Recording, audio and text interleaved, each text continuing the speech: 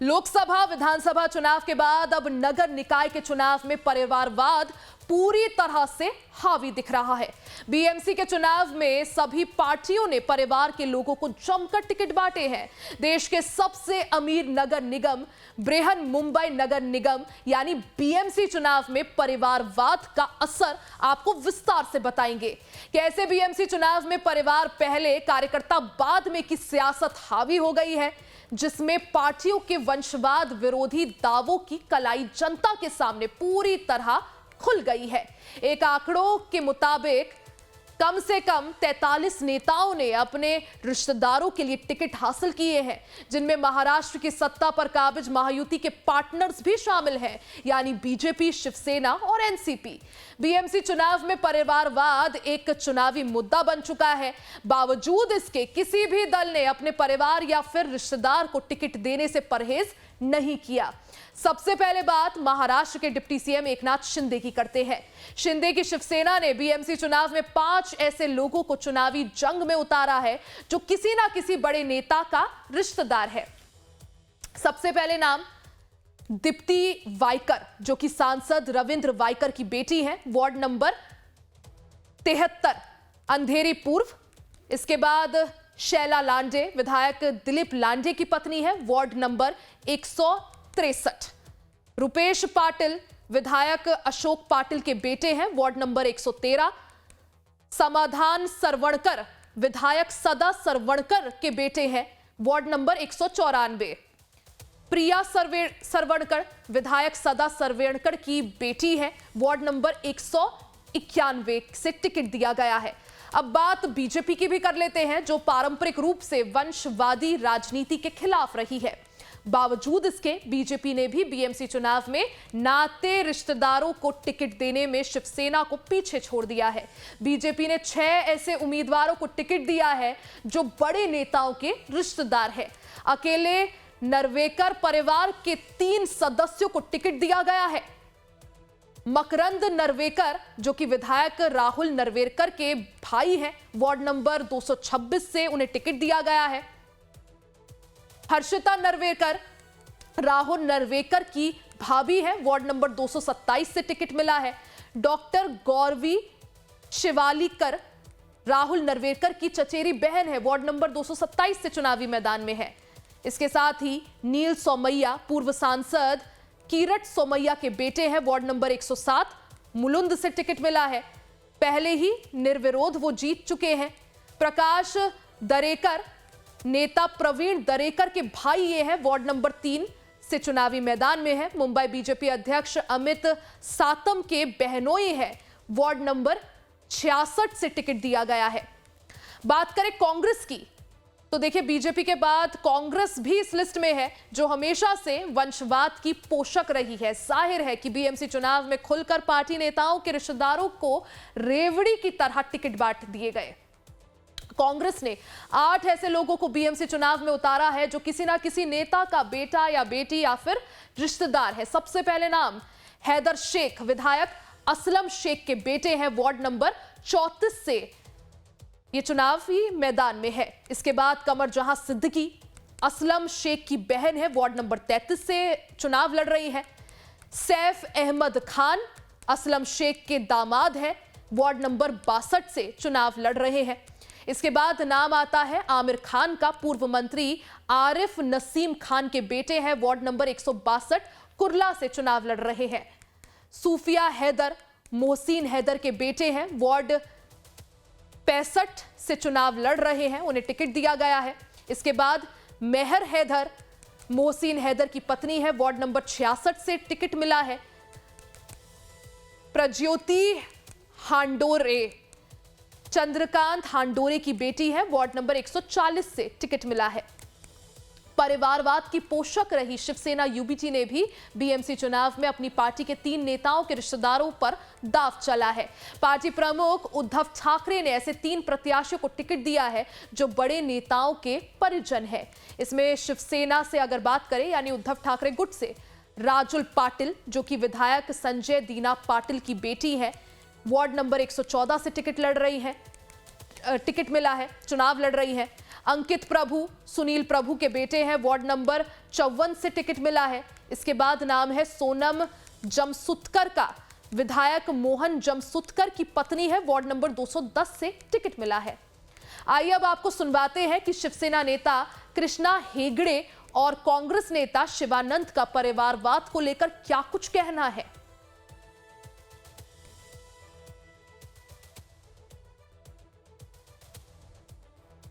परिवार में हमने टिकट दिया है तो वो सदस्य भी हमारे सक्षम हैं, उन्होंने मेहनत पार्टी के लिए किया है, उनमें जीतने की क्षमता है, लोगों के लिए काम करने की क्षमता है और उन्होंने भी 10-15 साल 20 साल अपने परिवार के सदस्यों के लिए काम कर उनको जिताया है। और ऐसे सभी कार्यकर्ता और नेता जो हमारे शिवसेना परिवार के सदस्य हैं, जो सक्षम हैं, जो मेहनती है, जो काम कर सकते हैं, उनको हमने टिकट दिया है। महाराष्ट्र में बीएमसी चुनाव जो हो रहे हैं उसमें बीजेपी, कांग्रेस, उद्धव गुट, एकनाथ शिंदे जी, शिंदे गुट और प्रकाश अंबेडकर, रामदास आठवले जी बीएमसी के अपने अपने परिवार को जो चुनाव लड़ रहे हैं। बीजेपी जुमला पार्टी, बीजेपी भ्रष्टाचार पार्टी है। देवेंद्र फडणवीस जी वोट चोर, गद्दी चोर। महाराष्ट्र में नरेंद्र मोदी, देश में नरेंद्र मोदी और महाराष्ट्र में देवेंद्र जी, ये दोनों वोट चोर, गद्दी चोर, इनका पूरा सुपड़ा साफ होने जा रहे हैं। ये ट्रेंड दिखाता है कि नेता कैसे अपनी राजनीतिक विरासत को आगे बढ़ा रहे हैं, कैसे अपने प्रभाव का इस्तेमाल कर परिवार के सदस्यों को चुनाव में उतार रहे हैं।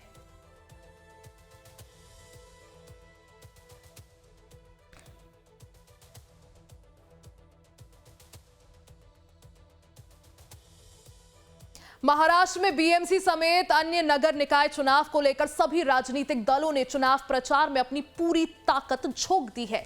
नेताओं के बीच जुबानी जंग भी तेज हो चली है। जैसे जैसे चुनाव की तारीख नजदीक आती जा रही है, जुबानी जंग भी तेज होती जा रही है। सत्ता पक्ष और विपक्ष में वार पलटवार जारी है। सबसे तीखा प्रहार किया शिवसेना यूबीटी के बड़बोले नेता संजय राउत ने। संजय राउत ने बीजेपी समेत एनसीपी को गुंडा पार्टी करार दिया और कहा कि बीएमसी चुनाव से लेकर पूरे महाराष्ट्र के अन्य नगर निकायों में बीजेपी और एनसीपी चुनाव जीतने के लिए गुंडों की मदद ले रहे हैं। दूसरी तरफ एनसीपी ने संजय राउत पर पलटवार किया और कहा कि उनके पास कोई मुद्दा ही नहीं है, मीडिया की सुर्खियों में रहने के लिए उल जलूल बयानबाजी करते रहते हैं।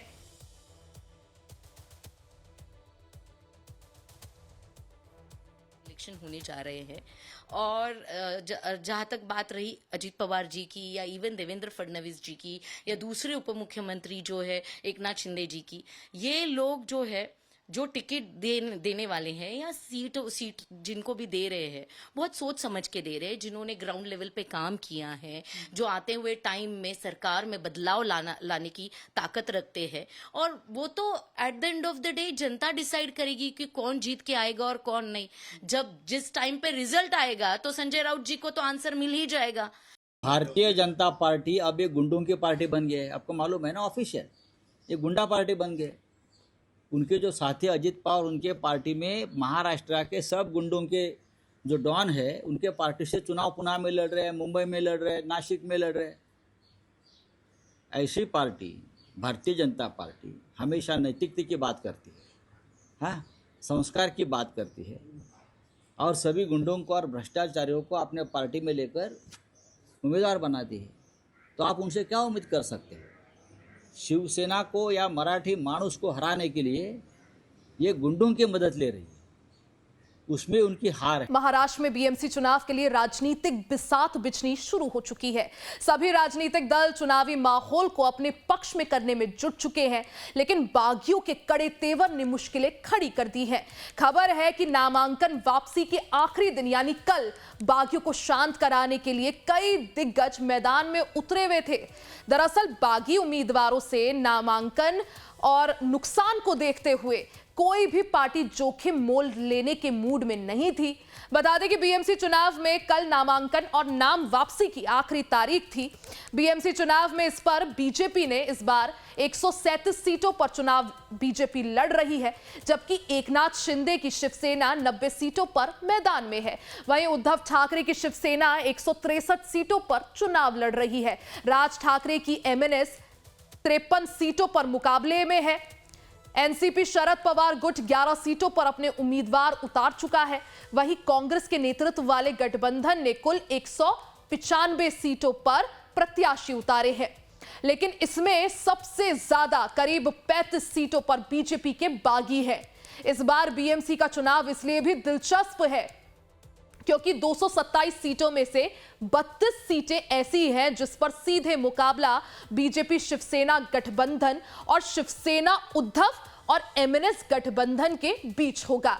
इसका सबसे बड़ा कारण है इन सीटों पर कांग्रेस का कोई उम्मीदवार नहीं है। हालांकि इसका चुनावी लाभ किसे मिलता है अभी ये देखने वाली बात होगी। इससे पहले सभी प्रत्याशियों के अपने अपने दावे हैं, जिसकी पड़ताल में लाइफ टाइम्स की टीम वार्ड संख्या 196 पहुंची। इस सीट पर शिवसेना का दबदबा माना जाता है।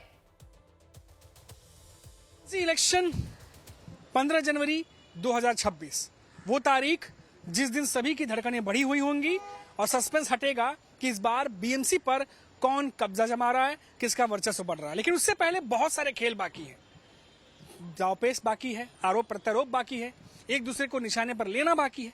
ये तो सियासी खेल चलता रहेगा, लेकिन ग्राउंड लेवल पर जनता, अलग अलग वार्ड में हम जा रहे हैं, वो क्या कहते हैं, क्या सोचते हैं और इस बार क्या उम्मीदें हैं कि नेता क्या करके दें उन्हें, ये सब कुछ हम बात कर रहे हैं। और इस बार का इलेक्शन थोड़ा अलग इसलिए भी है क्योंकि 2017 में जिन्होंने चुनाव जीता था वो 2022 तक उनका कार्यकाल था वो समाप्त हो चुका था। 3-3.5 साल से जो है फिर वो अभी सेंटर जो है, जो महाराष्ट्र की स्टेट की गवर्नमेंट है, उनके नियुक्त किए हुए लोग संभाल रहे थे। अभी इस वक्त जो मैं खड़ा हूँ वो खड़ा हूँ मैं वर्ली में, और वार्ड नंबर 196 की ये तस्वीरें हैं। आप देखिए कि ये वर्ली जो इलाका है, एक तरफ जहां पूरी तरीके से आपको बड़ी बड़ी इमारतें दिखाई देंगी, डेवलपमेंट दिखाई देगा, वहीं दूसरी तरफ कुछ एरिया भी हैं जिस पर भारी जनसंख्या का दबाव है, ट्रैफिक की समस्या भी रहती है, बहुत कुछ रहता है।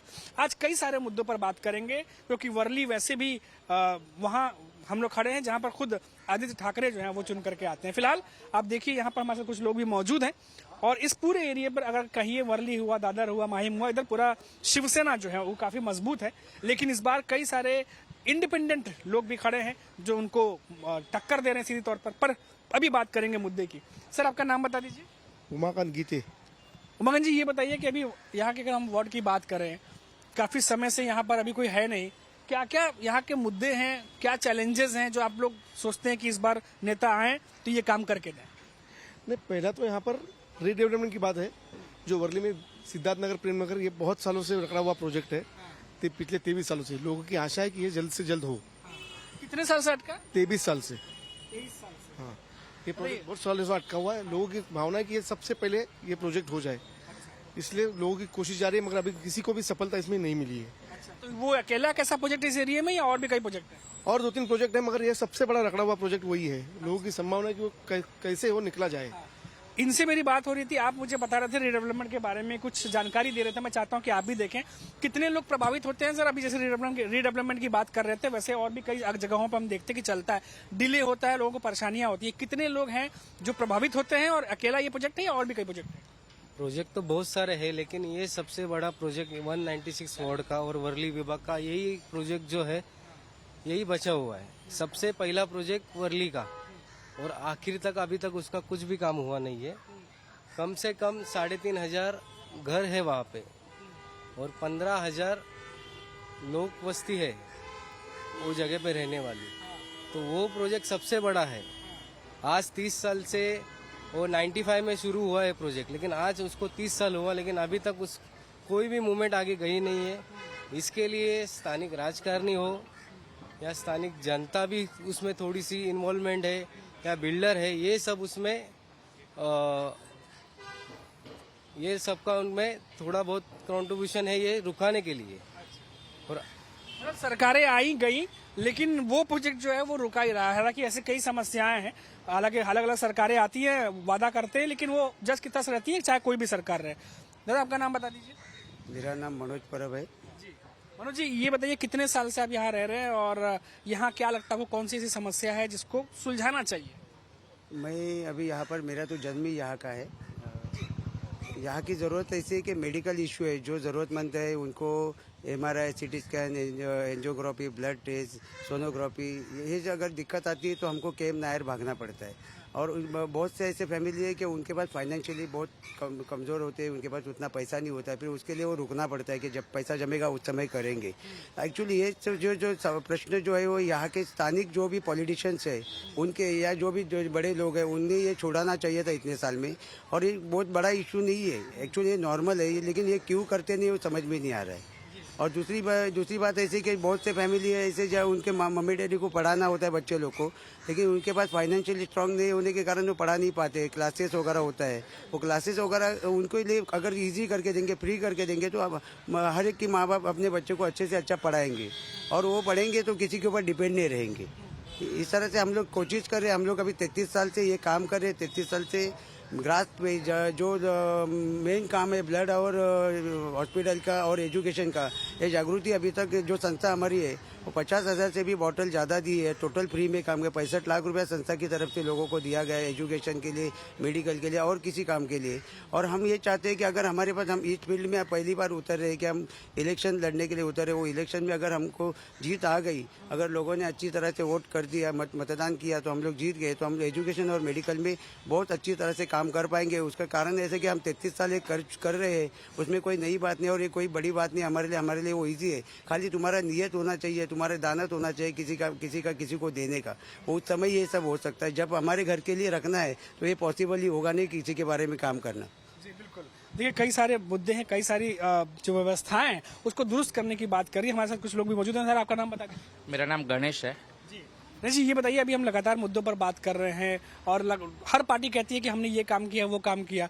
इस एरिया में क्या क्या लगता है कि काम हुआ या नहीं हुआ, क्या लगता है? देखिए, हर पार्टी कहती है ये काम हुआ कि हम लोगों ने 33 साल काम किया। ये जो बंदा है मनोज परब, जागृति ट्रस्ट, इन्होंने जो काम किया ना 33 साल, ये आमदार खासदार ने भी नहीं काम किया है। जब इनके पास कोई हेल्प करने के लिए, मांगने के लिए आए तो इन्होंने ये नहीं पूछा तू कौन से पक्ष का है, तेरे पास कौन सा पद है, तू कौन से समाज का है, तेरी संगठना कौन सी है, तू कौन से मंडल से है। तो इन्होंने सबको हेल्प किया है। आधी रात को 2 बजे 4 बजे जब भी किसी को हॉस्पिटल की जरूरत पड़ी है, लोगों ने किसी पक्ष के पदाधिकारी के पास जाने से पहले मनोज परब को फोन किया। अगर कोई इंसान किसी पार्टी के लिए काम करता है तो अगर उसको कुछ घर में फैमिली प्रॉब्लम आता है तो वो पार्टी के पास पहले नहीं जाता है या उसके किसी सीनियर लीडर के पास पहले नहीं जाता है। पूरे वर्ली में सब लोग पहले मनोज जी के पास आते हैं। तो जब इन्होंने मदद करते वक्त किसी के बारे में सोचा नहीं, सबको मदद किया 33 साल, तो इस बार हम सभी लोगों ने ये सोचा है कि इस बार हम लोग पक्ष नहीं देखेंगे, पद नहीं देखेंगे। हर घर में एक ही चीज है कि इस बार पैसा हराना है और इंसानियत जीतानी है। तो देखिए, इस समय जो है मनोज परब जी हमारे साथ मौजूद हैं और इस बार मनोज जी कैंडिडेट कौन है, जरा उनको भी हम चाहेंगे कि एक बार। 196 में मैं लड़ने वाला था। अगर जैन छोड़ता था तो मैं लड़ने का तय किया था, लेकिन अभी 196 में लेडीज वार्ड हो गया, इसलिए लेडीज वार्ड होने के कारण मेरी पत्नी प्रतिभा मनोज परब ये खड़ी होने वाली है। जी, मैं चाहूंगा कि मैडम जो है इस समय आ गई है। मैडम, बहुत बहुत स्वागत है आपका लाइफ टाइम्स पे। इधर आ जाइए। अभी क्या लगातार बहुत बिजी चल रही होंगी, लोगों से मिलना जुलना हो रहा है अभी? हाँ, हो रहा है। क्या मैडम, लोग से क्या बातचीत हो रहा है, लोगों की, लोग क्या शिकायतें करते हैं, क्या डिमांड करते हैं और आप उन्हें क्या बोल रहे हो अगर आप जाते हो जब लोगों से मिलने? हाँ, हम लोग 33 साल तो ये चल ही रहे काम, और मैं 96 से शादी करके आई, तब से ये काम में जुड़ गई हूँ। पहले मुझे नया नया लगता था, कुछ अजीब लगता था, लेकिन अभी अच्छा लगता है ये सब काम करने में, क्योंकि ब्लड कार्ड वगैरह लिखने के लिए मुझे कोई भी आते हैं तो मैं लिख के देती हूँ हॉस्पिटल का सब। तो देखिए मैडम, अभी खड़ी मैम, राजनीति में हम देखते हैं कि बहुत ज़्यादा मजबूत बनना पड़ता है, आरोप प्रत्यारोप लगते हैं बहुत सारा। तो अभी आप जब खड़े हो चुनाव में तो कैसे इन चीज़ों को लेके चलोगे आप और किस तरीके से, क्योंकि अभी सामने सामने खड़े होते हैं तो बड़े बड़े नेता हैं, बड़े बड़े फिल्म आई थी धुरंधर हैं, है ना, बड़े बड़े पार्टियां, तो कैसे अभी उनके साथ करेंगे आप कॉम्पिटिशन? कंपटीशन का मुझे मालूम नहीं, लेकिन हम लोगों ने सेवा के हिसाब से ही सब किया है पहले से, और आगे भी वही करते रहेंगे। अच्छा सर, लेडीज और होने की वजह से मैडम खड़ी हैं, लेकिन 33 साल तक आप लोग लगातार काम कर रहे हैं। अब दर्शकों को जानकारी दे दें कि अभी जब मेरी इनसे बात हो रही थी मनोज परब से, तो इन्होंने बताया कि जो ब्लड डोनेशन कैंप है वो ये लगाते रहे। चुनाव में तो अभी खड़े हुए हैं, पर 33 सालों से ये काम कर रहे हैं और 50,000 के करीब लोगों की मदद कर चुके हैं ब्लड डोनेशन के द्वारा। तो इन्हें ये लगता है कि ये जो इन्होंने काम किया है 33 सालों से, जिसकी वजह से लोग पूरे एरिया में जानते हैं, ये इन्हें बहुत ज्यादा मदद पहुंचाने जा रहा है इस बार के चुनाव में, क्योंकि इस बार वो इन कामों के द्वारा पहुंच करके सबको अवेयर कर रहे हैं। मुझे लगता है कि ये जो काम है 33 सालों का, ये जितने भी पार्टियां हैं, क्योंकि सभी को पता है खूब पैसा खर्च करते हैं, खूब माहौल बनाते हैं, कैसे भी करके जीतना होता है, उस पर भारी पड़ेगा। कोशिश तो पूरी रहेगी। देखो अभी पैसे का बहुत माहौल, लास्ट मोमेंट में दारू और पैसा लोग प्रतिनिधि ये देते हैं, सब जग जाहिर है। लेकिन मैं ये सब चीज में इंटरेस्ट नहीं रखता हूँ कि मैं किसी का भी घर बिगाड़ना नहीं चाहता हूँ। किसी बंदे को दारू पिला के उसका घर बिगाड़ना, ये मेरे फितरत में नहीं है, ये मेरे को सिखाया नहीं गया है। मैं लड़ूंगा जीतने के लिए, ये मैं पूरा कोशिश करूंगा। और वो कितने तगड़े हैं क्या है मुझे उसके बारे में आइडिया नहीं, लेकिन मेरा काम तगड़ा इतना जरूर है। मैडम एक और सवाल आपसे लेंगे। अभी इस एरिया में बहुत सारे मुद्दे हैं, लोग बहुत ज्यादा परेशान रहते हैं, बहुत सारे मुद्दे हैं। तो अभी आप जब आएंगे चुन के, तो ऐसी कौन सी एक दो बातें अभी बताना चाहेंगे जिस पर आप सबसे ज्यादा काम करने वाले हो, जो लोग आपको बोल रहे हैं? हम लोगों ने ज्यादा करके ब्लड के हिसाब से काम किया है, लेकिन और भी दिक्कतें हैं लोगों की, जैसे सिटी स्कैन है, MRI है। इसके लिए लोग बहुत परेशान हो जाते हैं, क्योंकि हॉस्पिटल 2 ही हॉस्पिटल है जो उधर 3-3, 4-4 महीने तक लोगों को वेटिंग करना पड़ता है। तो उसके लिए हम लोग को ज़्यादा फोकस करना है। तो ये देखिए दोस्तों, अभी ये जो खड़े हैं मनोज परब जो हैं, वो खुद खड़े होने वाले थे, लेकिन अभी पूरी तरीके से अपनी पत्नी के साथ खड़े और कह रहे हैं कि जो हमने अपना काम किया है उसकी बदौलत हम जो है वो ताल ठोक रहे हैं चुनाव में और हम जीत करके आएंगे। फिलहाल अभी देखिए एक इंटरेस्टिंग बात बताता हूँ। जब मैं यहाँ पहुंच रहा था, कई लोगों से मेरी बातचीत हो रही थी, तो इनका एक और नाम मुझे लोगों ने बताया, क्योंकि इतने सालों से वो काम कर रहे हैं। इनका एक और नाम है मुंबई का ब्लड मैन, अगर मैं सही हूँ तो। मुंबई का ब्लड मैन कहा जाता है ना। मेरी पहचान हर जगह पर मेरे को ब्लड मैन करके पहचानते हैं लोग। अगर किसी को भी हॉस्पिटल का प्रॉब्लम है, ब्लड अगर जरूरत होगी, तो हर जगह पर नाम मनोज परब का ही आता है। ये हर जगह पर ये इस तरह से पहचान हो गई है। उसका कारण ऐसा कि 33 साल कहीं भी कहाँ पर रुका नहीं हूँ। 33 साल हर जगह पर किसी को भी जरूरत पड़े, कोई भी पक्ष हो, कोई भी जात हो, कोई भी धर्म हो, मुझे उससे कोई लेना देना। मैं खाली यही सोचता हूँ कि वो जरूरतमंद को कैसा मेरे से मदद हो सके, इसलिए मेरा नाम ब्लड मैन करके वर्ली में, बम्बई में हर जगह पर पहचान हुई है। तो देखिए इस बार चुनावी मैदान में ब्लड मैन भी खड़े हैं और 33 साल तक जो काम किया उसके बदौलत पूरे यकीन से वो कह रहे हैं कि वो जीत करके आएंगे। फिलहाल 15 जनवरी को चुनाव है, 16 को रिजल्ट आएंगे, काउंटिंग है, तभी मालूम चलेगा कि आखिर कौन जीत कर आ रहा है और कौन हार रहा है। हालांकि अभी ये कह पाना बहुत जल्दबाजी होगी, लेकिन अलग अलग वार्ड से लगातार आपको रिपोर्ट दिखाते रहेंगे, ग्राउंड रिपोर्ट दिखाते रहेंगे, ताकि आपको अंदाजा लग सके कि BMC चुनाव में अलग अलग जगह पर चल क्या रहा है। कैमरामैन नयन जादव के साथ मनीष कुमार सिंह, लाइव टाइम्स, मुंबई।